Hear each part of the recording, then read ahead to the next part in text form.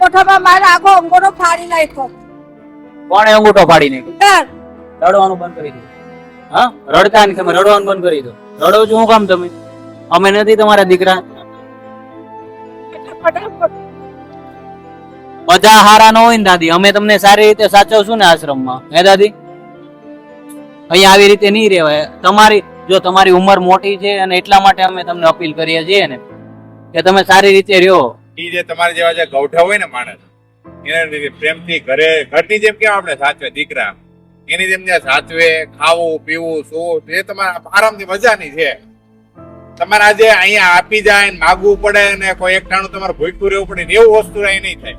તો દાદી આવી રીતે રહેવું એની કરતા કોઈ સારા આશ્રમમાં રહ્યો તો સારું ન પડે? હું એક મારા છોકરો મૂક્યો નથી સારું આશ્રમ નેરવાળું તો મારીને ઉઠાડે, આપણી પદે હલાતો નથી ગૂંઠાણે મારીને ઉઠાડે એ બધા તો પછી તારા મારી દે કે બાર બાર નીકળે માઠી રીતે એમ તે ચલાય નહીં, બે ગૂંઠાણે એ લાચાર થઈ જાય.